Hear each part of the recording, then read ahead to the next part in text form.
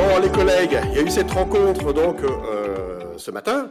Qu'est-ce que ça a donné avec le DGS? Quelles sont les propositions?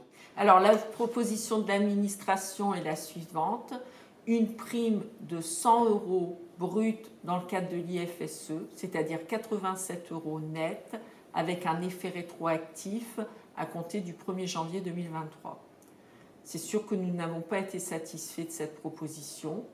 L'intersyndicale a demandé, à minima, un effet rétroactif pour cette prime à compter du 1er avril 2022.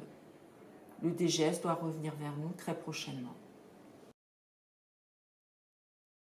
Nicolas, cet après-midi, qu'est-ce qui s'est joué donc avec les administratifs? Alors, l'intersyndicale n'a pas perdu de temps.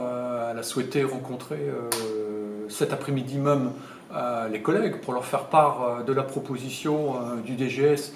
Voilà. Et puis on les a informés, les collègues, cet après-midi de la contre-proposition que nous avons faite. Et donc, voilà, il y a eu un temps d'échange avec les 70 personnes qui étaient en ligne. C'était moins que la première fois, mais on est en pleine période de vacances, donc tout ça a été un peu normal. Et puis nous avons déjà fait donc, un premier vote à main levée pour connaître les tendances, les intentions. Mais nous allons bien sûr demander un vote plus large les jours prochains, avec un dépouillement des résultats lundi pour midi. Donc l'intersyndicale vous demande de vous prononcer en votant pour l'une de ces trois propositions.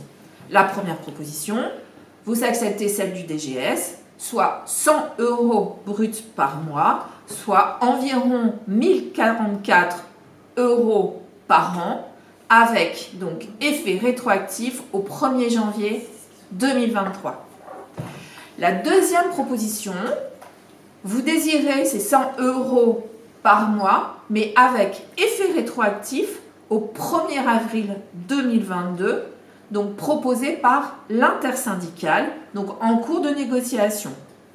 La troisième proposition, c'est que vous souhaitez continuer le mouvement, manifester, faire grève pour obtenir l'équivalent du Ségur. Donc on compte sur vous pour voter rapidement, le dernier délai étant lundi prochain, midi. Merci.